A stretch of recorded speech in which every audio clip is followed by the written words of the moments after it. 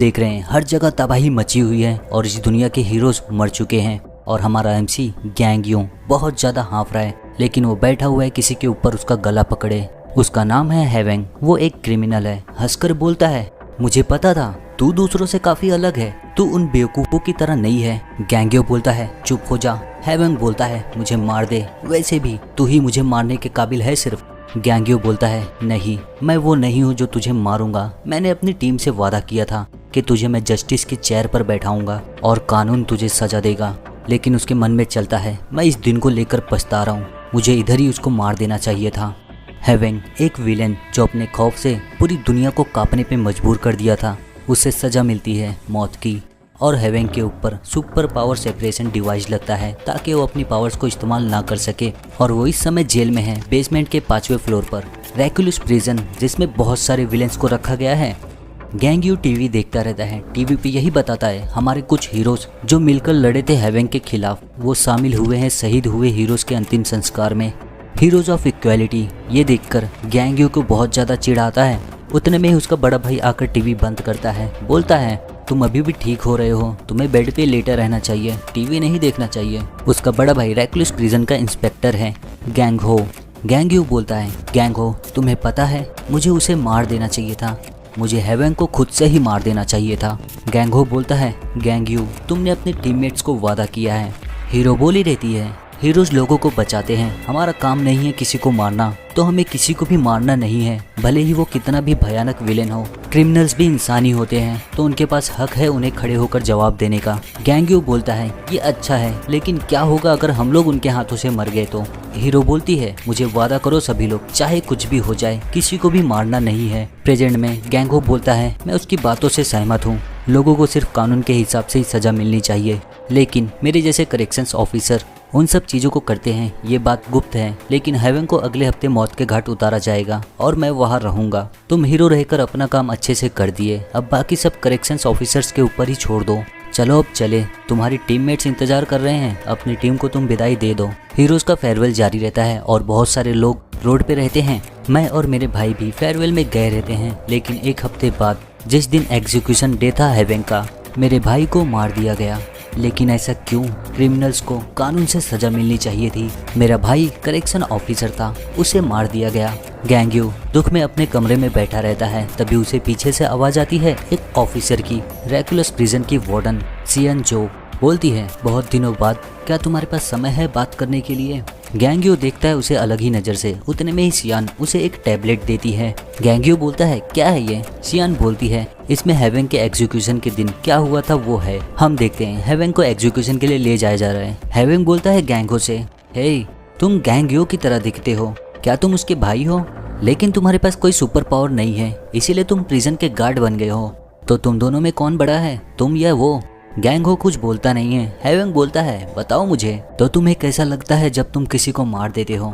Gang बोलता है, क्या? हेवेंग बोलता है, तुम एक प्रिजन के गार्ड हो और एक एग्जीक्यूशनर, मैं शर्त लगा सकता हूँ तुम भी मेरे जैसे ही लोग को मारते हो। तुम मारकर कैसा महसूस होता है? बहुत ही आसान लगता है। गैंग हिचकिचा के बोलता है, बहुत आसान। हेवेंग बोलता है, हाँ, बस मैं प्यार से अपनी उंगली से एक बार छू दूं सामने वाले को तो वो लोग एक साबुन के झाग की तरह फूट जाते हैं। गैंग बोलता है, मैं नहीं, मैं बहुत ज्यादा जूझता हूँ, बहुत ही बेकार महसूस होता है तुम जैसे लोगों को एग्जीक्यूट करते समय भी, भले ही मुझे सिर्फ एक बटन ही दबाना होता है, मेरे सपने मुझे उठा देते हैं। एग्जीक्यूशन चेयर पे बैठा हुआ क्रिमिनल बोलता है, क्या तुम भी हमारे जैसी एक खूनी हो? जो कैदियों को मैं एग्जीक्यूट करता हूँ वो सपने में भी आकर मुझे परेशान करते हैं। हेवेंग बोलता है, लेकिन फिर भी तुम अभी भी काम कर रहे हो यहाँ? गैंग बोलता है, किसी को तो करना होगा ही, करेक्शंस ऑफिसर होने का मैं बस अपना काम कर रहा हूँ। हेवेंग, तुम्हारा एग्जीक्यूशन शुरू करने से पहले क्या तुम्हारा कोई आखिरी शब्द है? हेवेंग बोलता है, तो मुझे बताओ, तुम दोनों भाइयों में से बड़ा कौन है? गैंग बोलता है, एग्जीक्यूशन अब शुरू करते हैं। फिर हेवेंग के एग्जीक्यूशन का काउंटडाउन शुरू होता है, 3, 2, 1, और जैसे ही 1 पे पहुंचता है वैसे ही लाइट चली जाती है और कैमराज उधर के बंद हो जाते हैं। गैंग को पता नहीं चलता आगे क्या हुआ। सियान बोलती है, जैसे ही एग्जीक्यूशन हेवेंग का होने वाला रहता है वैसे ही रैकुलस की पूरी पावर सप्लाई खत्म हो जाती है। उधर के ऑफिसर्स पूरी तरह घबरा जाते हैं, पूरा ब्लैकआउट हो गया है, ये प्रिजनर का क्या हुआ? तभी ऑफिसर को सुनाई देता है। हेवेंग बोलता है, मुझे पता था, मुझे कोई और मार नहीं सकता, मुझे सिर्फ वही मार सकता है। और वैसे ही एक ब्लास्ट होने वाला रहता है। गैंग हो सभी ऑफिसर्स को नीचे झुकने बोल देता है। ऑफिसर्स अपने वॉकी टॉकी से बैकअप के लिए बुलाते हैं। तुरंत ही प्रिजनर का सप्रेशन डिवाइस ब्रेक हो गया है। मैं रिपीट करता हूँ, प्रिजनर ब्रेक कर दिया है सप्रेशन को। उतने में ही उसके कंधे पे हेवेंग हाथ रखता है। ऑफिसर पूरी तरह घबरा जाता है। देखते ही देखते ऑफिसर का मुंह पूरी तरह फूलने लगता है। इसको बोलते हैं फूटना। ऑफिसर एक गुब्बारे की तरह फूट जाता है गैंग हो के सामने ही। हेवेंग बोलता है, तुम क्या सोचते हो, मुझे लगता है तुम बड़े भाई हो, क्या मैं सही हूँ? और फिर गैंग हो तुरंत ही अपना वेपन निकालता है मारने के लिए हेवेंग को, लेकिन उसका हाथ हेवेंग की एबिलिटी से तुरंत ही फूट जाता है। गैंग हो बहुत ही ज्यादा दर्द में रहता है। हेवेंग बोलता है, मैं सही था ना, तुम बड़े हो। गैंग हो अपने दूसरे हाथ से अपना वेपन उठाता है और हेवेंग को मारते हुए बोलता है, तुझे कानून से ही सजा मिलनी चाहिए, तू एक मॉन्स्टर है। जैसे ही मारने वाला रहता है, हेवेंग अपनी एबिलिटी से उसको फोड़ देता है और उसकी मौत हो जाती है वहीं पे। रेगुलस प्रिजन का 5वां फ्लोर पूरी तरह तबाह हो जाता है और गैंग हो की खाली कैप ही दिखती है। हेवेंग बोलता है, अच्छा होगा मैं ये सवाल गैंग्यू से पूछूं, सही ना? प्रेजेंट में गैंग्यू को बहुत बड़ा झटका लगता है। सियान बोलती है, और अभी दी अनआइडेंटिफाई EMP स्ट्राइक हर एक प्रिजनर के फ्लोर पे सेट है। वो लोग आज़ाद हैं अपने सप्रेशन डिवाइस से। और अच्छी खबर ये है, हम लोग उन्हें प्रिजन से बाहर निकलने से रोकने में कामयाब रहे, लेकिन हमारे कई ऑफिसर्स भी उसमें फंसे हुए हैं उनके साथ। गैंग्यू बोलता है, आखिर में EMP स्ट्राइक कौन लॉन्च किया? सियान बोलती है, हम लोग उसी को पता कर रहे हैं। हीरो गैंग्यू, मुझे माफ करना, मुझे ये तुमसे पूछना पड़ रहा है तुम्हारे भाई के फ्यूनरल के समय, क्या तुम प्रिजन के अंदर का दंगा दबा सकते हो? गैंग्यू बोलता है, क्यों नहीं, लेकिन सिर्फ एक शर्त पर। मेरे टीममेट्स मुझे बोले थे हीरो लोगों को बचाते हैं और हम लोगों को किसी को मारना नहीं है। और मेरा बड़ा भाई जो करेक्शंस ऑफिसर था, बोला था लोगों को सिर्फ कानून के जरिए ही सजा मिलनी चाहिए, और जो उस कानून पे चल रहे हैं वो एग्जीक्यूशनर है। तो मुझे भी प्रिजन के अंदर घुसना है एग्जीक्यूशनर के तौर पर। सभी लोग प्रिजन के अंदर तबाही मचाते रहते हैं और बाहर निकलने के लिए बहुत ही ज्यादा बेकरार रहते हैं। तभी उन्हें आवाज आती है दरवाजा खुलने की। सभी लोग तेजी से दौड़ लगाते हैं बाहर निकलने के लिए, लेकिन जैसे ही पहुंचते हैं दरवाजे तक, वैसे ही सब हवा में पीछे उड़कर आ जाते हैं। देखते हैं तो सामने कोई खड़ा है और वो है गैंग्यू। बोलता है, मैं हूँ गैंग्यू, तुम्हारा नया करेक्शंस ऑफिसर। सभी लोगों को बहुत झटका लगता है। गैंग्यू, एक हीरो प्रिजन गार्ड यूनिफॉर्म क्यों पहना है आखिर में? वेल, जो भी हो, तुमसे मिलकर बहुत अच्छा लगा, अब मरो।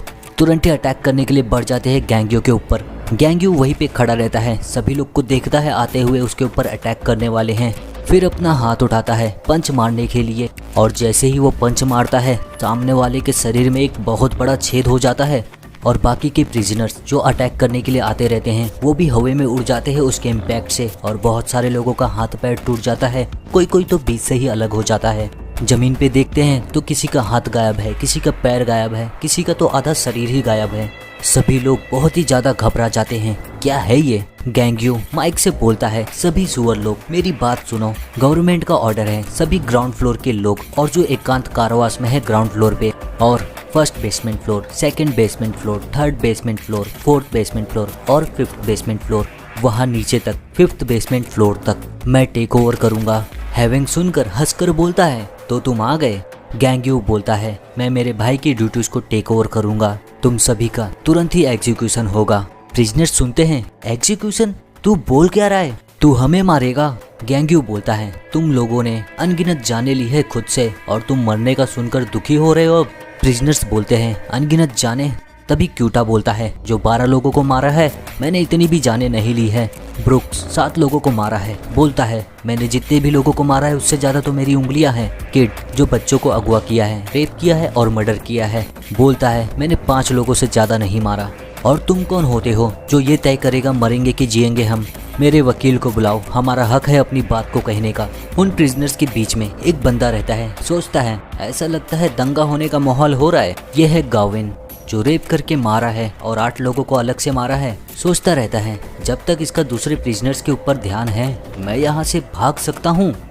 फिर अपना तुरंत ही स्किल एक्टिवेट करता है और बहुत तेजी से प्रिजन से बाहर निकलने के लिए भागता है। उसे लगता है कि वो जरूर निकल जाएगा, लेकिन उसे एहसास नहीं होता कि गैंग्यू का किक आ रहा है उसकी साइड से। उसके सर पे ही जोर का किक मारता है और उसका सर पूरी तरह फट जाता है। सभी देखते हैं तो उनके मन में एक अलग ही खौफ आ जाता है। गैंग्यू बोलता है, मैं तुम्हें एक विकल्प दूंगा, तुम अपना सप्रेशन डिवाइस वापस पहनकर अपने सेल में जा सकते हो।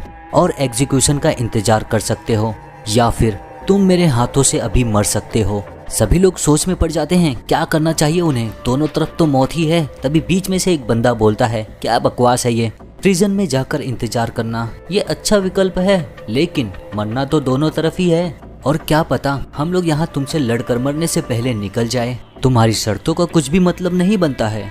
गैंग्यू बोलता है, ये कोई शर्तें नहीं है, ये मैं तुम पर रहम कर रहा हूँ और कुछ नहीं। सभी प्रिजनर्स एक दूसरे से बोलने लगते हैं, हम लोग तो फंस गए हैं, दोनों तरफ से मरना ही है, सरेंडर करे तो भी, लड़े तो भी। मुझे लगा था ये गार्ड है, लेकिन ये हीरो है, हीरो ऑफ इक्वालिटी। सब लोग ऐसे ही एक दूसरे से बोलते रहते हैं। उतने में ही वो बंदा अपना स्किल और जोर से चिल्लाता है, सुनो मेरी बात, सभी लोग सुनो, ये हीरो ऑफ इक्वालिटी हो या ना हो, ये है तो अकेला, हम लोग इतने सारे हैं, ये हम सब से तो लड़ नहीं पाएगा। और सच बोलूं तो मैं सेकेंड टियर हीरो को पहले मार चुका हूँ, और मैं ऐसा किया था टीम वर्क के साथ। सभी लोगों के मन में एक उम्मीद जग जाती है, सच में तो इसका मतलब। वो बंदा बोलता है, सही बोले, इसके नाम से तुम्हें डरने की जरूरत नहीं है, चलो अब जल्दी से अपना काम खत्म करते हैं और आज़ादी ढूंढते हैं। गैंग्यू बोलता है, ओह तो तुम वो हो, तुझ जैसे इंसान के बारे में वार्डन मुझे बताई थी। रैकुलस प्रिजन में खतरे के हिसाब से उनका ग्रुप बनाया गया है। ग्राउंड फ्लोर पे रखा गया है 300 सीरियल किलर को, जो बहुत सारे लोगों का खून किए हैं, और बेसमेंट के पहले फ्लोर पर 100 क्रिमिनल्स को रखा गया है जो शहर को खतरे में लाए थे। बेसमेंट के सेकंड फ्लोर पर 30 क्रिमिनल्स को रखा गया है जो शहरों को खतरे में लाए थे। बेसमेंट के थर्ड फ्लोर पर रखा गया है 10 लोगों को जो पूरे देश को असुरक्षित कर दिए थे। बेसमेंट के चौथे फ्लोर पर रखा गया है 5 लोगों को जिनकी वजह से पूरे कॉन्टिनेंट में खतरा हो गया था। और बेसमेंट के 5वें फ्लोर पर रखा गया है हेवेन को और उसके साथ 2 क्रिमिनल्स को जो पूरी दुनिया को ही खतरे में डाल दिए थे। मुझे पता है ये बहुत सारे हैं, लेकिन तुमको सिर्फ उनमें से कुछ का ही सामना करना पड़ेगा, क्योंकि वो लोग एक दूसरे से उतना दोस्ताना नहीं रखते। बेसमेंट के 5वें फ्लोर पर देखते हैं तो एक लड़की बैठी रहती है। हेवेन बोलता है, वाओ, मुझे पता नहीं था कोई और भी है यहाँ। अब मैं अपना थोड़ा समय यहाँ बर्बाद कर सकता हूँ जब तक गैंग्यू यहाँ नहीं आता। सियान बोलती है, लेकिन बाकी सभी फ्लोर्स को छोड़कर ग्राउंड फ्लोर का थोड़ा अलग है, वहाँ के सारे प्रिजनर्स इस इंसान से जुड़े हुए हैं और ये है हिलेसन। इसके पास स्पेशल पावर है जिसकी वजह से ये चिल्लाकर अपने टारगेट्स को शक्तिशाली बना सकता है। प्रेजेंट में गैंग्यू बोलता है, तो तुम ही हो जो हॉस्पिटल में अटैक किया था 30 क्रिमिनल्स के साथ और आम लोगों को मारा था, और सेकंड टियर हीरो को जिसका नाम है हेस। कुल मिलाकर 8। हिलेसन बोलता है, 10, वो 10 लोग थे।